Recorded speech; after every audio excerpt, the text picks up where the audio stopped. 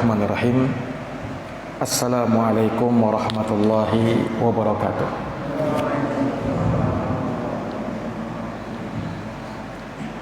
Alhamdulillahi rabbil alamin. Wabihi nasta'inu ala umurid dunya waddin. Asyhadu an la ilaha illallah wahdahu la syarika lah. Wa asyhadu anna Muhammadan abduhu wa rasuluh. Sallallahu alaihi wa ala alihi wa sahbihi wa man tabi'ahum bi ihsanin ila yaumiddin wa sallama tasliman katsira amma ba'd. Ma'asyiral muslimin wal muslimat, hadirin wal hadirat, Bapak Ibu, saudara-saudari jamaah salat maghrib yang berbahagia. Alhamdulillah, alhamdulillahi bi ni'matihi tatimmus shalihat. Segala puji hanya bagi Allah yang dengan nikmat-nikmatnya tertunai segala amal-amal kebajikan. Salawat dan salam semoga terhatur limpahkan kepada junjungan kita Nabi Agung, Nabi besar Muhammad sallallahu alaihi wasallam, kepada keluarga dan para sahabat serta orang-orang yang senantiasa meniti jalannya sampai hari kiamat. Hadirin Bapak Ibu yang dirahmati oleh Allah, kembali kita akan melanjutkan kajian dari pembahasan kitab Arba'in An-Nawawiyah yang dikarang oleh Imam Abu Zakaria Yahya bin Sharaf, yang lebih dikenal dengan Al-Imam An-Nawawi rahimahullahu ta'ala. Kita masuk pada hadis yang ke-14, Al-Hadithur Rabi' Ashar. Hadis yang ke-14, kata Imam Nawawi, an Ibni Mas'udin radhiyallahu anhu qala qala Rasulullah sallallahu alaihi wasallam, la yahillu damu mri'in muslimin illa bi ihda thalath, athayyibuz zani wan nafsu bin nafsi wat tariku lidinihi al mufariqu lil jamaah. Rawahul Bukhari wa Muslim. Dari Ibnu Mas'ud radhiyallahu anhu, beliau berkata, qala Rasulullah sallallahu alaihi wasallam, Rasulullah sallallahu alaihi wasallam bersabda, la yahillu damu mri'in muslim illa bi ihda thalath. Tidak halal darah seorang muslim kecuali karena satu dari tiga perkara. Athayyibuz zani, yang pertama, orang yang sudah menikah lantas dia berzina. Wan nafsu bin nafsi, hutang nyawa dibayar dengan nyawa. Wat tariku lidinihil mufariqu lil jamaah, dan orang yang meninggalkan agamanya murtad dan memisahkan diri dari jamaah kaum muslimin. Hadis ini rawahul Bukhari wa Muslim, diriwayatkan oleh Imam Bukhari dan Imam Muslim. Jamaah yang dirahmati oleh Allah, ini hadis bersumber dari sahabat Ibnu Mas'ud. Nama beliau adalah Abdullah Ibnu Mas'udin Ibni Ghafil Al-Hudali. Namanya Abdullah bin Mas'ud bin Ghafil Al-Hudali. Nasabnya bertemu dengan Nabi sallallahu alaihi wasallam pada kakek Nabi yang ke-16, Mudrikah bin Ilyas bin Mudhar bin Nizar bin Ma'ad bin Adnan. Nah, itu nasabnya Nabi SAW. Ketemu dengan nasabnya Abdullah ibn Mas'ud radhiyallahu anhu. Beliau ini punya saudara yang juga sahabat Nabi, namanya Utbah bin Mas'ud. Namanya Utbah bin Mas'ud. Beliau radhiyallahu anhu meninggal pada tahun 32 Hijriah di akhir pemerintahannya Khalifah Utsman bin Affan radhiyallahu anhu pada usia lebih dari 60 tahun. Ini sahabat Abdullah bin Mas'ud. Beliau punya seorang ibu, nama ibunya Abdullah bin Mas'ud Ummu Abdin. Nah, makanya Ibnu Mas'ud ini juga terkadang dipanggil dengan Ibnu Ummi Abdin. Rasulullah kadang memanggil Ibnu Mas'ud dengan nama Ibnu Ummi Abdin, karena ibunya bernama Ummu Abdin. Ibunya juga sahabiat, masuk Islam. Adapun bapaknya Ibnu Mas'ud, yaitu Mas'ud itu, beliau meninggal di masa jahiliyah, di waktu Abdullah bin Mas'ud masih kecil. Makanya Ibnu Mas'ud ini beliau lahir dan tumbuh besar sebagai anak yatim. Bapaknya sudah meninggal duluan. Dan semenjak kecilnya beliau bekerja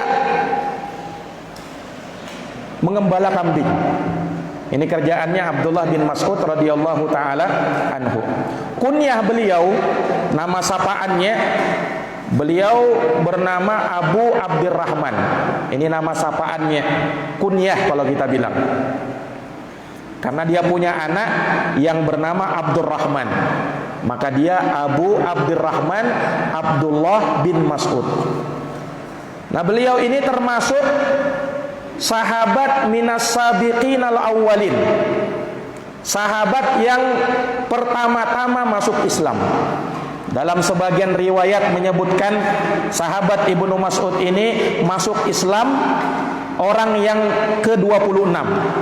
Sebagian lain ada yang mengatakan orang yang ke-6 pertama masuk Islam. Ada perselisihan di kalangan para ulama. Tapi yang jelas beliau termasuk sahabat yang pertama-tama memeluk agama Islam. Jamaah yang dirahmati oleh Allah, sehingga sahabat Abdullah bin Mas'ud ini beliau mendapati hijrah 2 kali. Karena di dalam Islam itu di masa Nabi ada 2 kali hijrah. Hijrah yang pertama dari Makkah menuju negeri Habasyah. Hijrah yang kedua dari Makkah menuju negeri Madinah. Nah, sahabat Abdullah bin Mas'ud mendapati 2 hijrah itu. Nah, ini jamaah sekalian yang dirahmati oleh Allah. Dan beliau juga dikatakan sebagai orang yang pertama kali menjaharkan bacaan Quran itu. Di awal-awal Islam kan,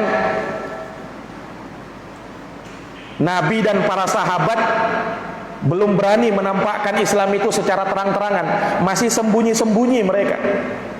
Nah, orang yang pertama berani membaca Quran dengan lantang adalah sahabat Abdullah bin Mas'ud. Sampai gara-gara itu beliau dipukulin oleh orang-orang kafir Quraisy. Tapi Abdullah bin Mas'ud tidak gentar. Beliau menawarkan diri lagi, kalau mau saya akan baca lagi, biar saya dipukulin oleh orang-orang kafir Quraisy itu. Nah, ini keberanian sahabat Abdullah bin Mas'ud. Beliau mengikuti perang-perang yang sangat banyak bersama Nabi SAW. Beliau hadir dalam perang Badar. Beliau ikut serta dalam perang Uhud. Beliau hadir dalam perang Khandaq. Beliau juga ikut serta dalam perang Hunain, dalam perjanjian Hudaibiyah, dalam Fathu Makkah. Abdullah bin Mas'ud ini selalu saja ikut serta, karena beliau memang sahabat yang senior. Ada sahabat juga, Pak, yang bernama Abdullah. Sebenarnya banyak sahabat bernama Abdullah itu. Yang lebih senior daripada beliau, sahabat Abu Bakar, namanya juga Abdullah, Abdullah bin Utsman. Nah, tapi di sana ada istilah ulama mengatakan al-abadilatul arba'ah, Abdullah yang 4. Siapa dia? Abdullah bin Umar, Abdullah bin Amr bin Al-As, Abdullah bin Zubair, ya, dan Abdullah ibnu Abbas. Nah, ini al-abadilatul arba'ah. Ini sahabat Abdullah yang lebih junior. Kenapa disebut 4 Abdullah? Karena mereka sama, mirip dalam sisi usia, mirip dari sisi keilmuan. Nah, beda dengan Abdullah bin Mas'ud, beliau lebih senior lagi. Ini jamaah sekalian yang dirahmati oleh Allah. Abdullah bin Mas'ud juga terkenal sebagai sahabat yang ahli dalam baca Quran. ahli dalam baca Quran. Sampai Nabi Shallallahu Alaihi Wasallam puji sahabat Ibnu Mas'ud itu. Dalam sebuah hadis Nabi pernah bersabda, "Man ahabba ayyaqra al-Qur'ana ghaddan tariyan kama unzila falyaqra kama qara'a Ibnu Ummi Abdin." Hadisnya sahih. Kata Nabi sallallahu alaihi wasallam, siapa yang ingin membaca Quran fresh sebagaimana turunnya, maka silahkan dia baca dari sahabat Ibnu Ummi Abdin. Nah, itulah sahabat Abdullah bin Mas'ud. Jadi direkomendasi oleh Nabi sallallahu alaihi wasallam untuk mengajarkan Quran kepada sahabat-sahabat yang lain. Bahkan Nabi pernah suruh sahabat Ibnu Mas'ud ini untuk baca Quran. Nabi yang dengar. Kan biasanya yang baca Quran itu Nabi yang bacakan, sahabat yang dengar. Tapi ini Nabi suruh Ibnu Mas'ud baca Quran, Nabi yang dengar. Hebatnya Ibnu Mas'ud ini. Sampai disebutkan Rasulullah menyuruh sahabat Ibnu Mas'ud, "Iqra ya Abdullah." Baca Quran wahai Abdullah. Kata Abdullah bin Mas'ud, "Aqra'u alaika wa alaika unzal." Ya Rasulullah, apakah pantas saya baca Quran kepadamu padahal kamu yang diturunkan padanya Quran? Ini sahabat Ibnu Mas'ud beradab. Saya ini ya Rasul rasa-rasanya tidak pantas kalau mau bacakan Quran kepadamu. Kata Nabi SAW, "Iqra." Baca Al-Quran itu. Dibaca sahabat Abdullah ibnu Mas'ud sampai menangis Rasulullah SAW dengan bacaan sahabat Ibnu Mas'ud. Subhanallah. Nah, ini jamaah sekalian yang dirahmati oleh Allah Subhanahu wa taala. Ini menunjukkan kepada kita itu selain kita dianjurkan baca Quran, kita juga dianjurkan mendengarkan bacaan Quran. Itu juga ibadah, itu juga sunnah Nabi. Lihat di sini Abdullah bin Mas'ud, dia yang baca Quran, Nabi cuman menyimak. Nah, menunjukkan bahwa di antara sunnah Nabi juga, selain kita baca Quran, kita dengarkan juga bacaan Quran orang lain.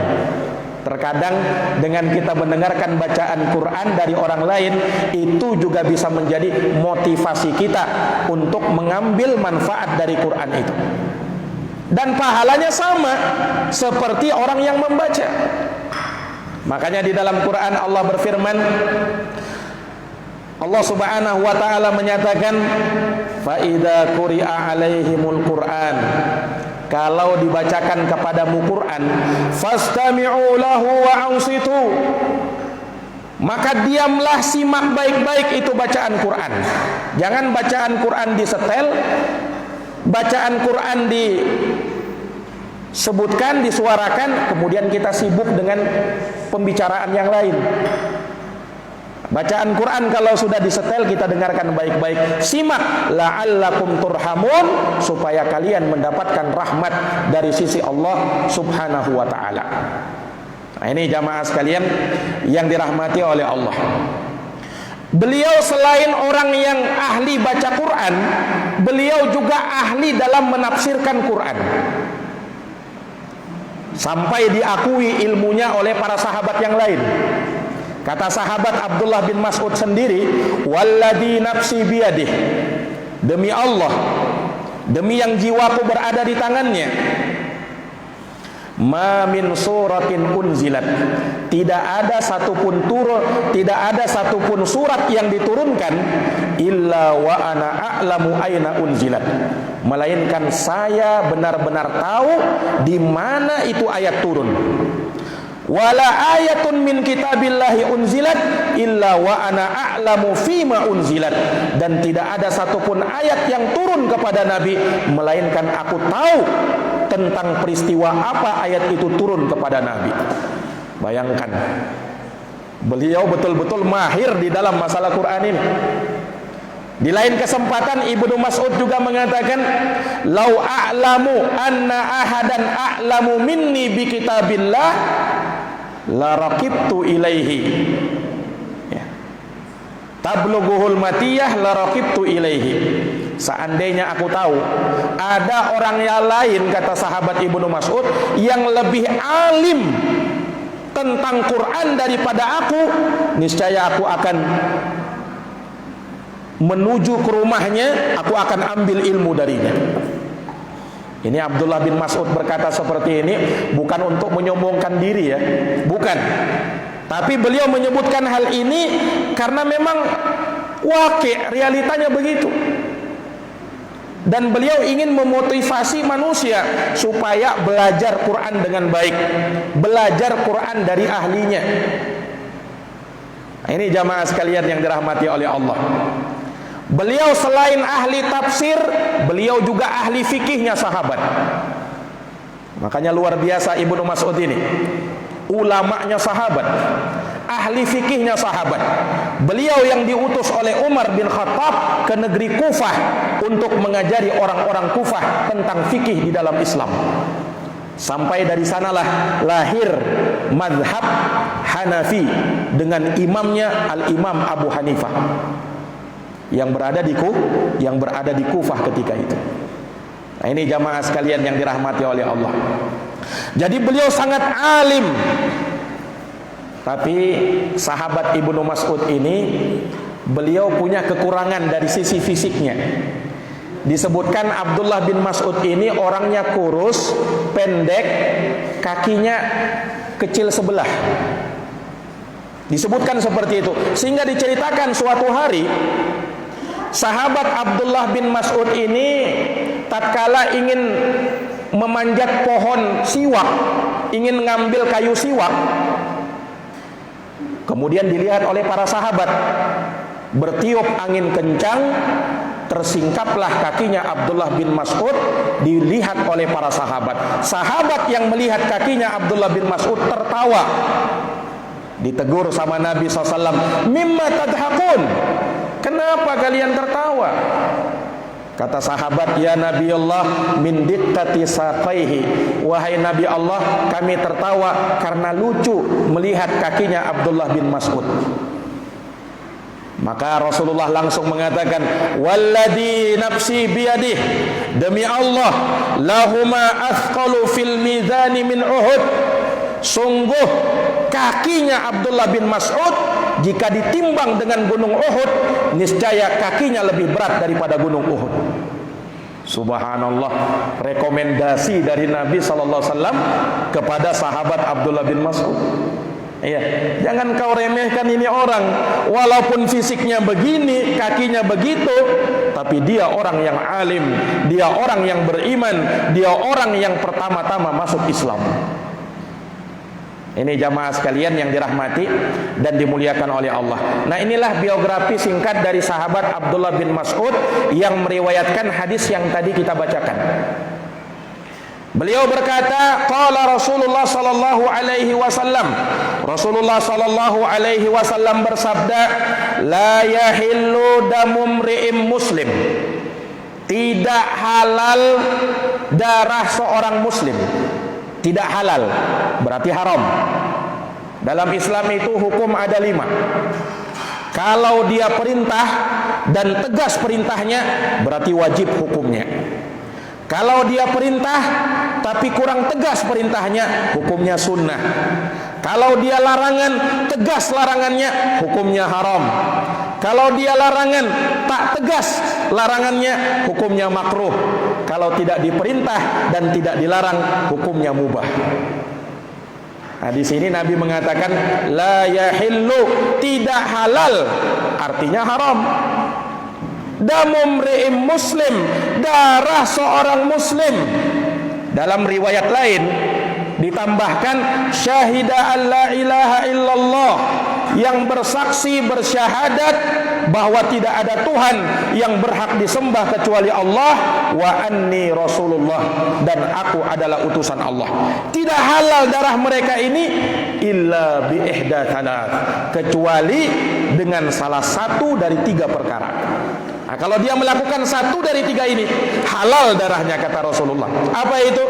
Yang pertama, at-thayyibuz zani, orang yang sudah menikah lantas berzina. Dalam Islam ada hukum rajam namanya. Yang kedua, wan nafsu bin nafsi. Nyawa dibayar dengan nyawa, kisos namanya. Yang ketiga, wattariku lidinihi al-mufariqu lil jamaah, orang yang keluar meninggalkan agamanya, murtad, berpisah diri dari jamaah kaum muslimin. Ini jamaah yang dirahmati oleh Allah. Ini hadis diriwayatkan oleh Bukhari Muslim, juga oleh Imam Ashabus Sunan, Abu Daud, Tirmizi, An-Nasai, Ibnu Majah. Imam Ahmad juga meriwayatkannya dalam musnadnya. Dari beberapa orang sahabat juga, diantaranya Ibnu Mas'ud tadi, juga diriwayatkan oleh Aisyah, Utsman bin Affan, Jabir bin Abdullah, Ammar bin Yasir, Anas bin Malik, ridwanullah alaihim ajma'in. Jamaah yang dirahmati oleh Allah, perhatikan hadis yang mulia ini. Di awal hadis Nabi tegas mengatakan, la yahillu, tidak halal, damu mri'im muslim, darah seorang muslim. Haramnya menumpahkan darah seorang muslim.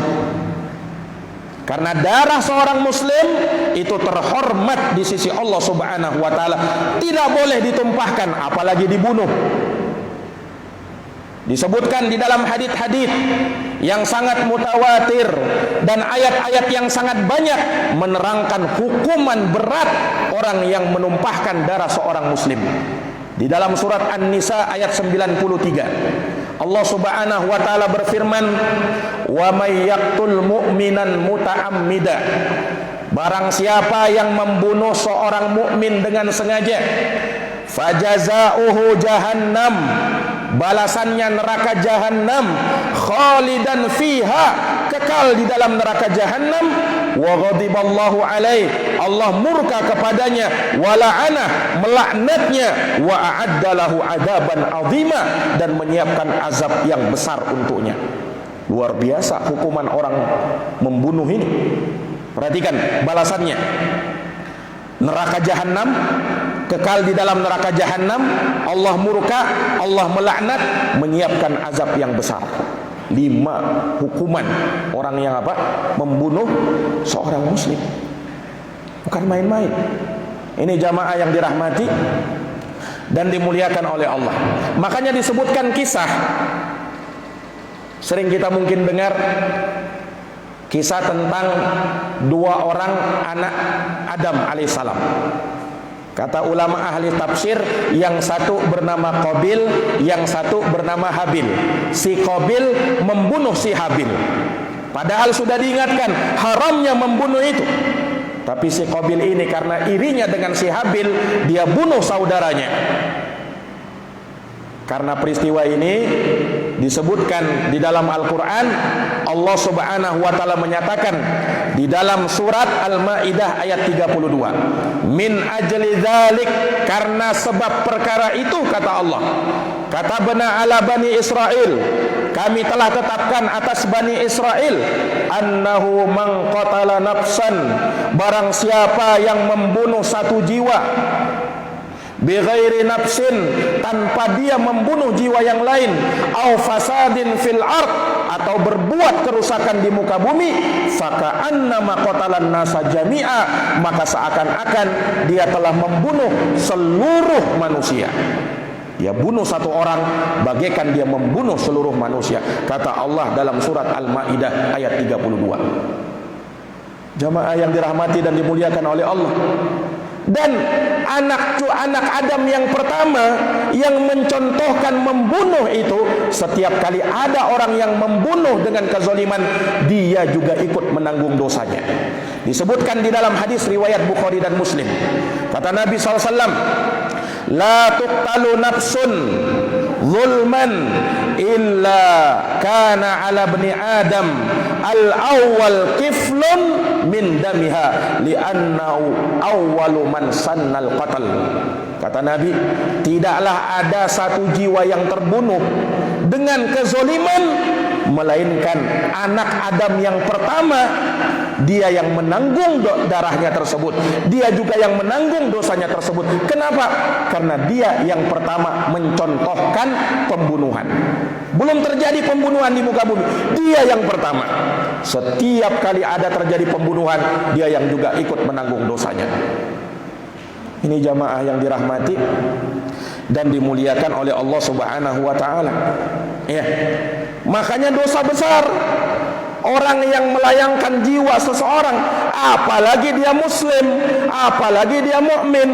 Kata Nabi, ijtanibu as-sab'al mubiqat. Jauhi, kata Nabi, 7 dosa yang membinasakan.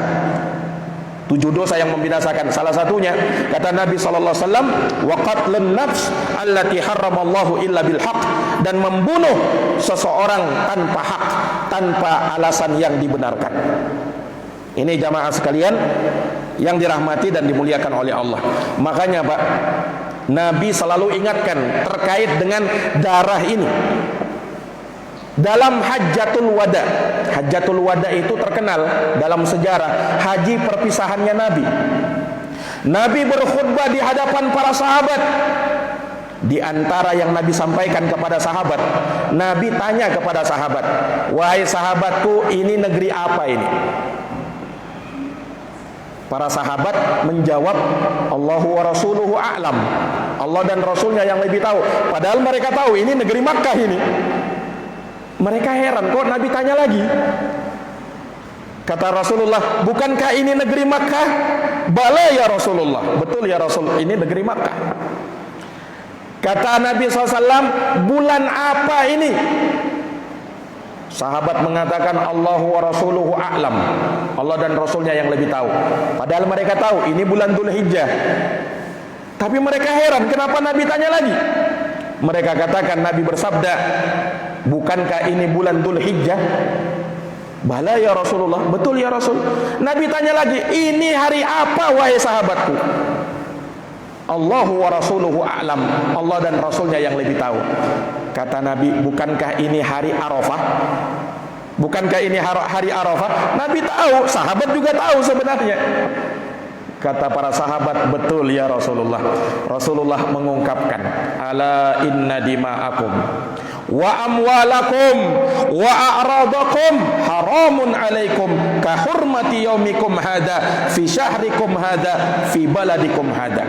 Ketahuilah, sungguh darah-darah kalian, kehormatan-kehormatan kalian, harta-harta kalian haram seperti haram dan terhormatnya hari ini, bulan ini, dan negeri Makkah ini. Dihormati Pak, jamaah yang dirahmati dan dimuliakan oleh Allah. Kullu muslimin alal muslimin haramun damuhu wa maluhu wa irduhu. Setiap muslim atas muslim lainnya haram darahnya, kehormatannya, dan hartanya. Ini jamaah yang dirahmati dan dimuliakan oleh Allah. Dalam Islam itu jangankan membunuh ya, jangankan membunuh, ngancam saja dengan pisau, diancamkan dengan saudaranya, haram hukumnya.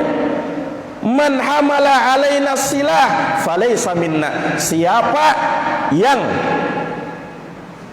menyandangkan pedang kepada kami, mengancam dengan pedangnya, maka dia bukan dari umat kami. Kata Rasulullah SAW.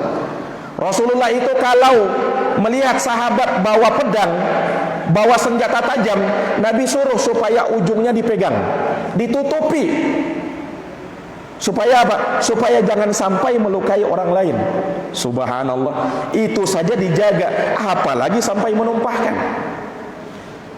Nah subhanallah, pada hari ini sebagian orang ya begitu menganggap enteng masalah-masalah seperti ini. Karena tersinggung saja, ya sudah, terkadang sampai pada menumpahkan darah, sampai pada membunuh saudaranya, na'udzubillah. Jamaah yang dirahmati dan dimuliakan oleh Allah. Karena sedikit beda paham saja, oh sudah main serang antara satu sama lainnya. Saling menyerang antara satu, karena beda pemahaman saja kadang. Subhanallah. Padahal sesama muslim. Sama kalimatnya, yang satu nyerang Allahu Akbar, yang diserang juga bilang Allahu Akbar. Lucu kan seperti itu. Ini jamaah sekalian yang dirahmati oleh Allah.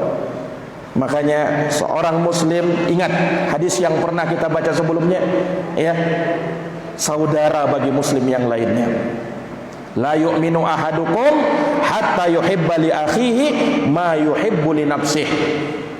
Tidak beriman salah seorang dari kalian sampai dia mencintai saudaranya seperti dia cinta kepada dirinya sendiri. Nah, perhatikan, Rasulullah mengatakan tidak halal darah seorang muslim. Jangan disalah artikan ya. Oh, kalau begitu orang kafir berarti halal darahnya, Ustaz. Oh, enggak begitu. Ya. Di dalam Islam diatur perkara-perkara masalah ini. Darah seorang muslim terutama. Orang kafir bagaimana, Ustaz? Yang bukan Islam. Orang kafir juga dijaga darah dan kehormatannya. Juga dijaga, Pak. Nah, bagaimana, Ustaz? Ada jihad fisabilillah. Nabi juga kadang berperang melawan orang kafir. Orang kafir yang bagaimana dulu? Orang kafir dalam fikih Islam ada 4, Pak. Ada kafir harbi, ada kafir musta'man, ada kafir dhimmi, ada kafir mu'ahad. Nah, ini harus dibedakan ini. Yang diperangi Nabi itu kafir harbi, yang memerangi kaum muslimin. Adapun yang tinggal di tengah-tengah kaum muslimin, turis-turis yang datang dengan jaminan suaka keamanan, ini tidak boleh dibunuh. Rasulullah ngancam di dalam hadis, man qatala mu'ahadan lam yarah raihatal jannah. Siapa yang membunuh kafir mu'ahad, orang kafir, dia bunuh kafir mu'ahad, dia tidak akan mencium baunya surga. Hadis riwayat Imam Bukhari. Bunuh orang kafir tidak cium baunya surga, Pak. Kenapa? Bukan kafir harbi yang dia bunuh, tidak boleh. Nah, Nabi SAW ingatkan para sahabat, tidak boleh. Makanya Nabi SAW ketika tinggal di Madinah, bukan tidak ada orang kafir dulu itu. Orang Yahudi bertetangga dengan Nabi SAW, tapi Nabi tidak pernah menyuruh para sahabatku bunuhi orang Yahudi. Tidak. Yahudi dengan semua ragam macamnya, Yahudi Bani Nadir, Yahudi Bani Quraidah, Yahudi Bani Qainuqa, Yahudi Khaybar, Nabi SAW tidak perintahkan sahabat untuk membunuhnya ketika itu. Dijaga. Bahkan Nabi membuat muahadah, itu yang dikenal dengan piagam Madinah, tidak saling berperang, tidak boleh. Dalam urusan muamalah, Nabi bermuamalah dengan mereka. Bahkan Nabi meninggal, Nabi SAW wafat dalam keadaan baju besinya tergadaikan dengan seorang Yahudi. Nabi, Pak. Jadi kalau dalam urusan muamalah, na'am, urusan muamalah tidak masalah. Tapi kalau dalam prinsip agama, ada batasannya. Lakum dinukum waliyadin. Agamamu ya agamamu, agamaku agamaku. Lana a'maluna walakum a'malakum.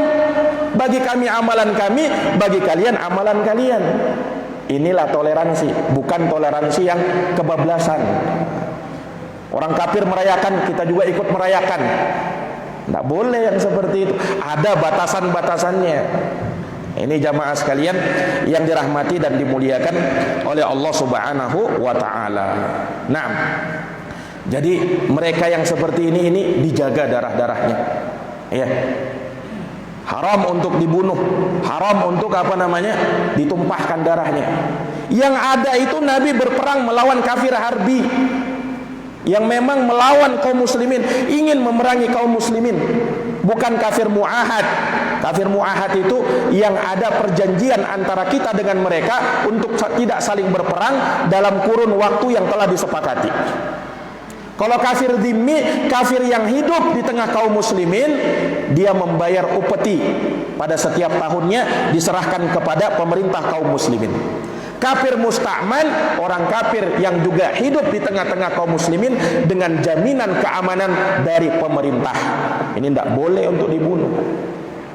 Makanya Pak, salah ya kalau ada orang menuduh agama Islam itu agama radikal, agama teroris. Kita bukan agama teroris Pak. Ya, diatur masalah-masalah yang seperti ini, bukan sembarangan. Walaupun memang mungkin ada orang-orang yang salah paham di dalam masalah ini. Kiranya kalau ada orang kafir dibunuhi semua. Enggak. Islam itu rahmatan lil alamin, rahmat untuk semesta alam. Nah, ini jamaah yang dirahmati dan dimuliakan oleh Allah Subhanahu wa taala. Ya, perhatikan Rasulullah sallallahu alaihi wasallam ketika menyebutkan tidak halal darah seorang muslim, wajib dijaga. Illa bi ihda thalath. Ternyata ada yang membuat darah seorang muslim bahkan bisa menjadi halal kalau dia melakukan satu dari tiga ini. Apa itu? Yang pertama, as-sayyibuz zani, orang yang sudah menikah lantas dia berzina. Berat hukumannya Pak. Hukumannya dalam Islam, kalau diterapkan hukum Islam, dirajam, dilempari dengan batu sampai meninggal. Ini jamaah sekalian yang kalau diterapkan hukum Islam. Nah, orang yang berzina itu naudzubillahi min dzalik ada dua jenis. Kalau dia belum menikah, disebutkan di dalam Quran cambuk 100 kali. Wazaniyatu wazani fajlidu kulla wahidin minhuma mi'ata jaldah. Wanita pezina, laki-laki yang berzina yang belum menikah, cambuklah mereka 100 kali cambuk. Nah, dengan cambukan itu supaya bikin jera mereka. Tapi kalau yang sudah menikah, nah ini berat ini. Kenapa? Dia sudah merasakan yang halal sudah ada. Kenapa dia cari yang tidak halal lagi? Hukumannya dirajam, Pak. Makanya disebutkan di dalam ayat yang sebelumnya ada, tapi dimansuh lafadznya saja, tapi hukumnya tetap. Dulu kaum muslimin baca wasyaikhu wasyaikhatu idza zanaya farjumuhumal battata nakalan minallah wallahu azizun hakim.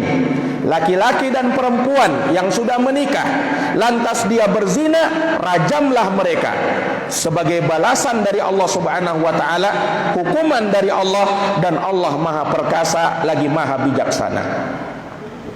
Ini jamaah sekalian yang dirahmati oleh Allah. Yang kedua apa? Wan nafsu bin nafsi, utang nyawa dibayar nyawa. Inilah kisos. Di dalam Quran disebutkan tentang masalah kisos ini.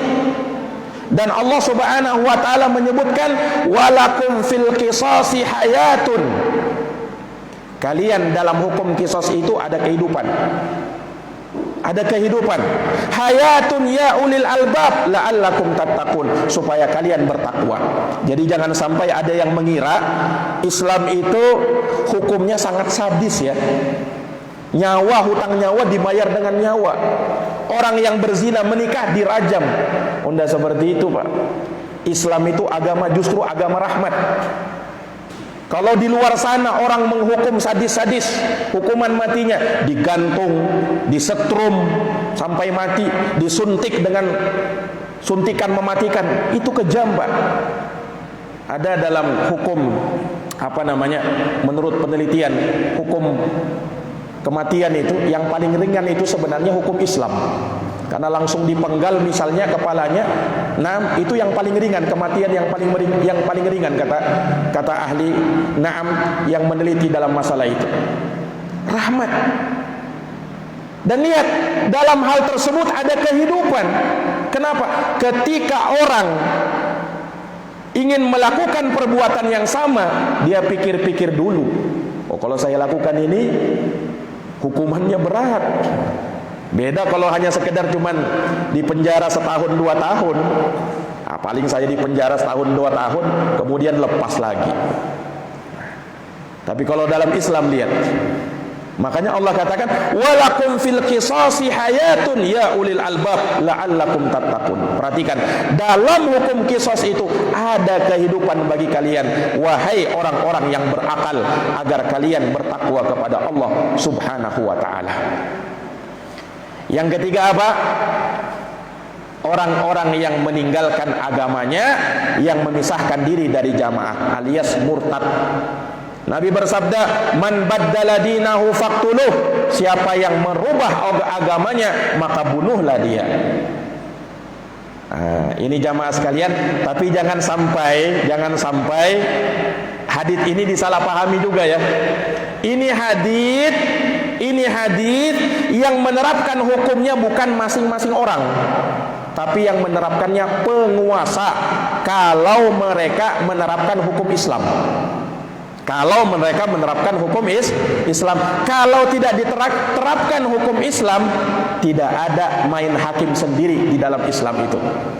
Makanya jangan sampai nanti lihat, oh ini membunuh, dibunuh juga ini, halal darahnya, tidak apa-apa. Ini tugasnya bukan tugas kita, Pak, tapi tugasnya pemerintah. Kalau Islam itu, syariat Islam itu ditegakkan. Kalau tidak, Ustaz, ya sudah, tidak ada kewajiban kita, ya kan? Yang penting kita sudah menyampaikan agama ini.